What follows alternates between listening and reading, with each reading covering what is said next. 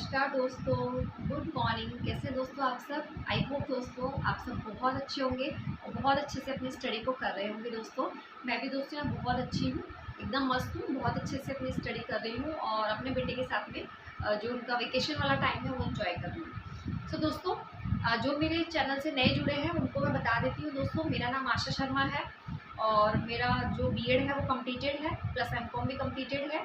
इसके अलावा दोस्तों मैं रीट एंड फर्स्ट ग्रेड की प्रिपरेशन कर रही हूँ एंड मैं ट्यूशन्स भी पढ़ाती हूँ। और मेरा एक बेटा है 5 साल का है, वो अभी जस्ट HKG में आया है। इसके अलावा दोस्तों मैं आप सबके लिए व्लॉग्स बनाती हूँ। मैं ट्राई करती हूँ कि मैं ज़्यादा से ज़्यादा लोगों को मोटिवेट कर सकूँ और आपके थ्रू मैं भी मोटिवेट रह सकूँ, है ना। और मेरी जो कंटिन्यूटी है एक स्टडी की, एक व्लॉग्स बनाने की, वो इसी तरीके से बनी रहे। क्योंकि दोस्तों जब से मैं आपसे जुड़ी हूँ मतलब मुझे बहुत ज़्यादा अच्छा फील होता है। ठीक है, एक लगता है कि एक फैमिली से मैं जुड़ी हुई हूँ, ये भी मेरी फैमिली है।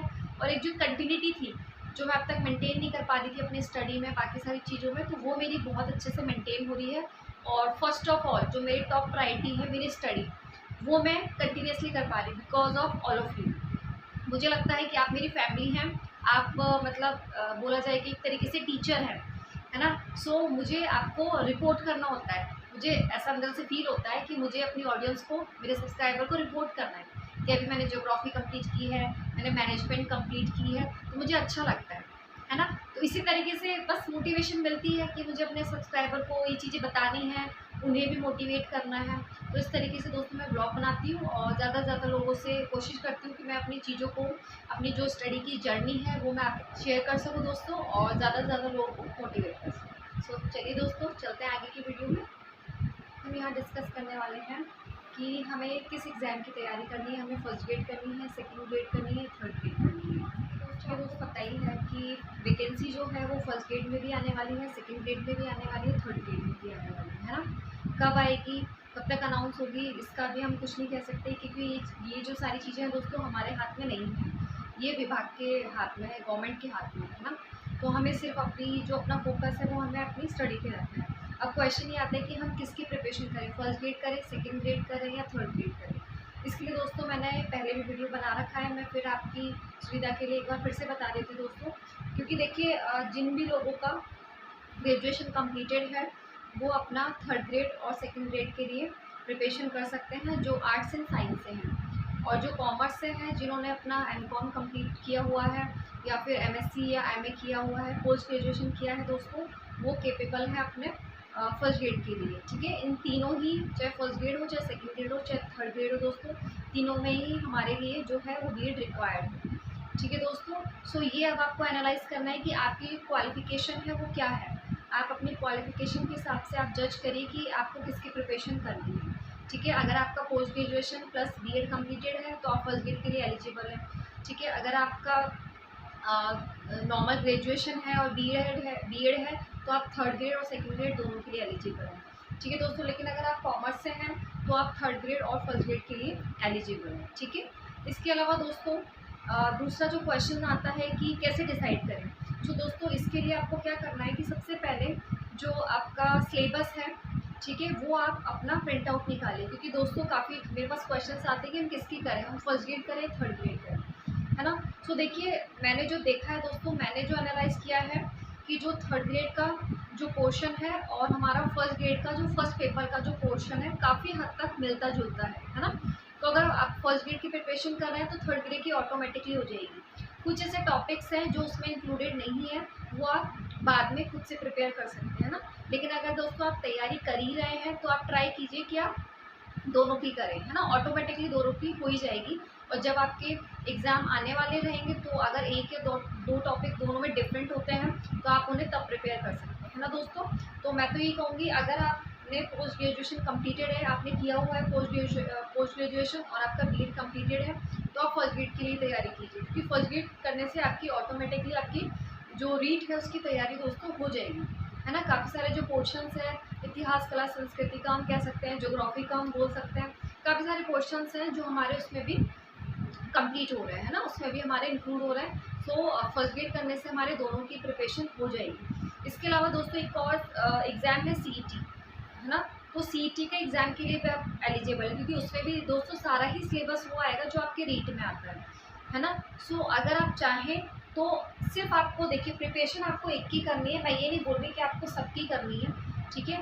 आई नो दोस्तों कि हमें फोकस सिर्फ एक पे रखना है, लेकिन दोस्तों देखिए बेरोजगारी बहुत ज़्यादा बढ़ी हुई है, जैसे कि हम सबको पता है ना, और हम सबको ही जॉब पे लगना है, ठीक है। लेकिन मैं ये बोलती हूँ आप अपना फोकस एक एग्ज़ाम पे रखिए, लेकिन अगर आपको लगता है कि कुछ ऐसे एग्ज़ाम्स हैं जिनका सिलेबस सेम है, तो दोस्तों मुझे नहीं लगता कि वो एग्ज़ाम्स को फॉर्म फिल करने में, वो एग्ज़ाम्स को देने में कोई बुराई है ना।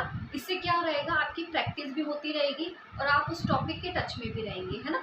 जैसे कि देखिए अभी हमारा फर्स्ट ईयर थर्ड जो हमारा रीट है उसकी कोई भी इन्फॉर्मेशन नहीं है, लेकिन सीईटी की इन्फॉर्मेशन हमारे पास है कि सीईटी का जो एग्ज़ाम्स होगा, जो राजस्थान के लिए एलिजिबिलिटी टेस्ट है, पात्रता परीक्षा है, ठीक है, वो हमारा I think September and October में होगा, ठीक है। अब उसमें आने वाला है आपके जीके वाला पोर्शन, ठीक है। सो जीके आप ऑलरेडी पढ़ रहे हैं, अगर आप उसका एग्ज़ाम देते हैं तो देखिए दो चीज़ें होंगी, फर्स्ट तो एक आपका रिवीजन हो जाएगा, ठीक है। दूसरा जो आप अपना प्रिपेयर कर रहे हैं वही आप एग्ज़ाम में देख के आएंगे, तो एक आपको एक अलग सा कॉन्फिडेंस आएगा, है ना। और एक आपकी जो पढ़ने की स्पीड है वो एकदम से क्या हो जाएगी, बहुत ज़्यादा हो जाएगी, क्योंकि अभी हमारे पास कोई नोटिफिकेशन नहीं है ना, तो हमारी स्पीड उतनी ज़्यादा नहीं है। लेकिन अगर हम सीईटी का भी करते हैं और उसका एग्ज़ाम जो है वो सितंबर अक्टूबर में है, तो हमारी जो स्पीड है ना, हमारे जो लर्न करने की कैपेसिटी दोस्तों और भी ज़्यादा बढ़ जाएगी, है ना।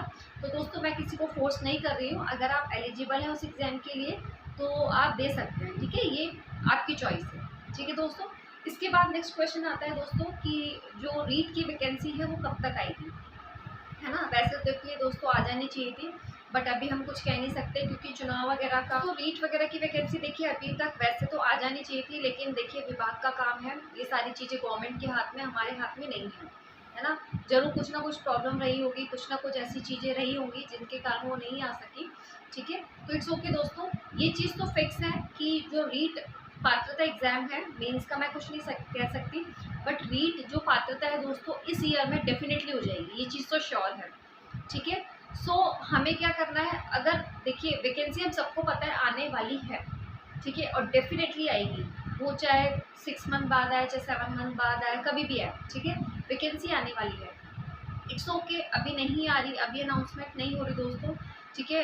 मैं तो ये मानती हूँ कि देखिए भगवान जो करता है बहुत अच्छा करता है, ठीक है। सो अभी हमारे पास बहुत अच्छा टाइम है, बहुत अच्छा गोल्डन चांस है, मैं तो ये बोलती हूँ, ठीक है। तो जितने मेरे भाई बहन हैं जिन्होंने अभी तक स्टार्ट नहीं किया है, वो इस असमंजस में है कि करें या ना करें, कैसे करें, कहाँ से स्टार्ट करें, किसका करें, तो बिना सोचे समझे आप स्टार्ट कर दीजिए। और सिर्फ अपना जो राजस्थान का है, कला संस्कृति है, भारत का इतिहास है, आप वहीं से स्टार्ट कर दीजिए, ठीक है। और आप इस तरीके से पढ़िए जैसे कि आप अपने न्यूज़पेपर को रीड कर रहे हो, दैट्स इट, ठीक है। फिर जैसे जैसे आप धीरे धीरे पढ़ने लगेंगे, आपका इंटरेस्ट खुद डेवलप होगा, है ना। आप देखेंगे कि वही क्वेश्चंस मैंने थ्योरेटिकल बुक में पढ़े हैं, वही क्वेश्चंस मुझे दक्ष की बुक में मिल रहे हैं, वही क्वेश्चन मैं नाथ की बुक में पढ़ रही हूँ, है ना। तो आपको क्वेश्चन दोस्तों ऑटोमेटिकली लर्न होने लगेंगे, ठीक है दोस्तों। ये जो जितनी भी चीज़ें दोस्तों मैं आपके साथ शेयर करती हूँ, ये सिर्फ बताने के लिए नहीं होती हैं, ठीक है। ये सारी चीज़ें मैंने पर्सनली एक्सपीरियंस की हैं, मुझे इनसे एक्सपीरियंस मिला है, ठीक है। इसीलिए मैं आप सबके साथ शेयर करती हूँ कि जो प्रॉब्लम मैंने फेस की, ठीक है, मुझे भी ये लगता था कि इतना मतलब टिपिकल है, मैं नहीं कर पाऊँगी, मुझसे नहीं हो पाएगा, ठीक है। मैं एलिजिबल थी, ठीक है, सब कुछ ठीक था, बट मैंने गिव अप कर दिया था कि मैं नहीं कर पाऊँगी, है ना। लेकिन दोस्तों मैंने भी काफ़ी सारे वीडियोस देखे, है ना, मैंने भी देखा कि मैं किस तरीके से इनको लर्न करूँ, किस तरीके से मैं टॉपिक्स को समझूँ। सो आज काफ़ी अच्छा मुझे कॉन्फिडेंस आ रहा है, और टॉपिक्स को रीड करने पे, एमसीक्यू सॉल्व करने पे दोस्तों काफ़ी अच्छा कॉन्फिडेंस आ रहा है ना। सो देखिए एक टाइम में आप ऐसा तो नहीं कि आप एक दिन में या 1 मंथ में आप सब कुछ कर लेंगे, वो तो देखिए हम किसी के लिए भी पॉसिबल नहीं है ना। सो आप थोड़ा सा धैर्य बनाए रखिए, ठीक है। आपको कोई जल्दबाजी नहीं करनी है, ठीक है, और किसी की बातों में नहीं आना है। अगर आप चाहते हैं दोस्तों तैयारी करना तो अच्छे मन से, है ना, और आप दिल में ठान लीजिए कि हाँ आपको कुछ करना है ना, आपको कोई ना कोई एग्ज़ाम ज़रूर से फाइट करना है, ठीक है। बस ये चीज़ आप दिमाग में रखिए दोस्तों, जो भी आपका सिलेबस है, जिसकी भी आप तैयारी कर रहे हैं उसका सिलेबस निकालिए, उस सिलेबस के अकॉर्डिंग आप जो ऑथेंटिक बुक हैं उनको सेलेक्ट करिए और उनमें से आप अपनी प्रिपरेशन स्टार्ट करिए, ठीक है दोस्तों। रही बात वैकेंसी की, तो देखिए वैकेंसी जब आनी होगी आ जाएगी, ठीक है। आपको जब तक अपनी प्रिपरेशन को और ज़्यादा सॉलिड करना है, मैंने आपको एक चीज़ बताई थी कि आप जो कोई भी वैकेंसी आती है उस वैकेंसी के आने तक आप 5 टाइम रिवीजन कर लीजिए, दैट्स इट।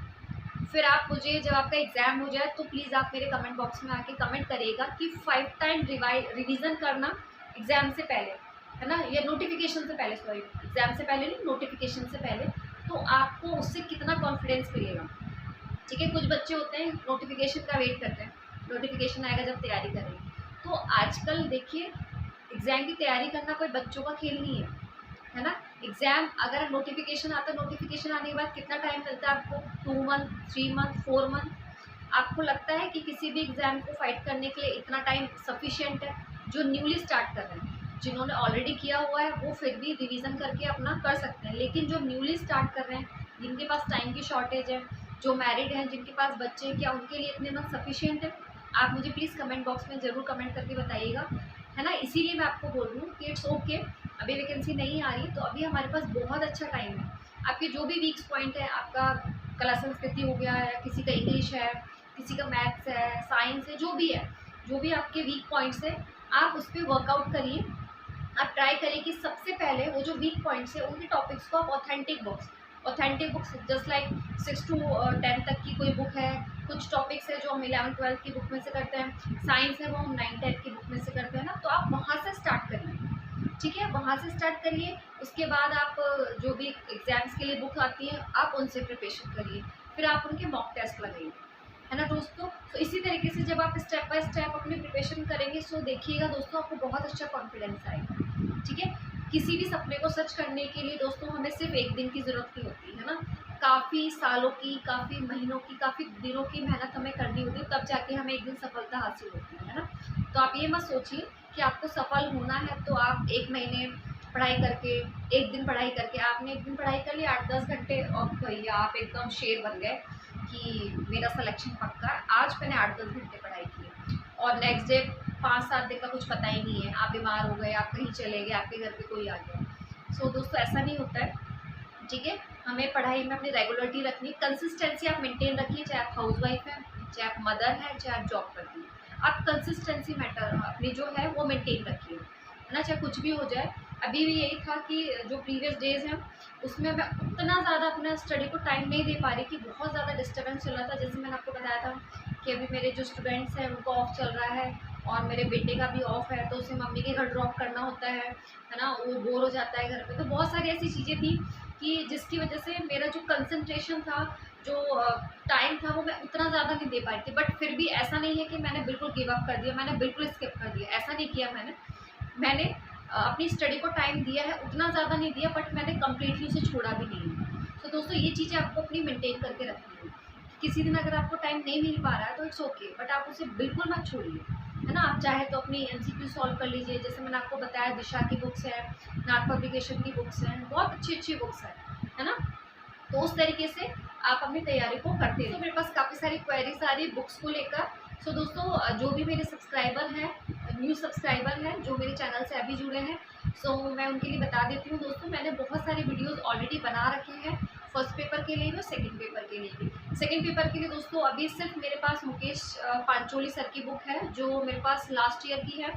ठीक है, मैंने फॉर्म फिल किया था बट मुझे कुछ भी 1% भी नॉलेज नहीं थी, तो मैंने जस्ट फॉर्म फिल किया था। तो मैं किसी रीज़न की वजह से एग्ज़ाम नहीं दे पाई थी, ना मैंने प्रिपरेशन की थी, मुझे ABCD कुछ भी नहीं पता था। ठीक है दोस्तों, सो वही बुक है अभी मेरे पास, क्योंकि अभी मार्केट में जो न्यू एडिशन है वो लॉन्च नहीं हुआ है, अभी नहीं आया है, तो मैं अपनी मनी वेस्ट नहीं करना चाहती। जब न्यू एडिशन आएगा अकॉर्डिंग टू सिलेबस मैं तभी बाय करूँगी। अगर आपको कहीं से भी मिलती है दोस्तों, सो आप भवानी सिंह राजपुरोहित सर हैं, उनकी बुक काफ़ी अच्छी बताई जा रही है। उत्कर्ष की बुक है, सिखवाल की बुक है, वो भी काफ़ी अच्छी बता रहे हैं, तो आप दोस्तों वो परचेज़ कर सकते हैं। इसके अलावा दोस्तों आप 11-12 जो स्कूल की बुक चलती है, कॉमर्स की, अपनी बिजनेस एडमिनिस्ट्रेशन की है, व्यवसाय प्रबंधन की है और इकोनॉमिक्स की है और अकाउंटेंसी की है, सो आप उनसे भी अपने टॉपिक्स को कर सकते हैं। अगर दोस्तों आपको बुक्स नहीं मिलती हैं, तो एक मैंने आपको ऐप बताया था, NCERT बुक्स का एक ऐप आता है, बहुत ही अच्छा ऐप है दोस्तों। उसमें आप I think 1st to 12th, I don't, मुझे रिमेंबर, मुझे याद नहीं है एक्चुअली में, वो 1st to 10th है या 1st to 12th तक की, उसमें जितनी भी NCERT की बुक्स हैं दोस्तों सारी आपको मिल जाएगी, है ना। तो आप वहाँ से जाके अपना जो भी 11-12 का मैटर है या 6 to 10 का जो भी मैटर है आप वो वहाँ से कर सकते हैं। सो इसी तरीके से दोस्तों आप अपनी प्रिपरेशन को जारी रखिए, किसी भी रीज़न की वजह से इसे स्टॉप मत करिए, ठीक है। और वैकेंसी का वेट मत करिए, बस आप खुश रहिए कि भगवान ही आपके अच्छे के लिए कर रहे हैं, है ना। भगवान इसलिए नोटिफिकेशन में लेट कर रहा है क्योंकि भगवान चाहता है कि इस बार आपका सिलेक्शन होना है, ठीक है। सो आपको डेली में भगवान को थैंक यू बोलना है कि भगवान हमें इतना ज़्यादा टाइम दे रहे हैं अपने प्रिपरेशन के लिए, अपने रिवीजन के लिए। सो इसी तरीके से आपको पॉजिटिविटी के साथ आगे बढ़ना है दोस्तों। इसके अलावा दोस्तों अगर आप और कोई इन्फॉर्मेशन जानना चाहते हैं तो प्लीज़ मेरे कमेंट बॉक्स में कमेंट करिए, और इसी तरह मेरे ब्लॉग्स को लाइक करिए दोस्तों, और ज़्यादा से ज़्यादा सब्सक्राइब करें दोस्तों, शेयर करें। अगर कोई भी बात दोस्तों आपको मेरे ब्लॉग में अच्छी लगी हो तो प्लीज़ इसी तरीके से बने रहें मेरे ब्लॉग में। थैंक यू सो मच दोस्तों, जय श्री राम।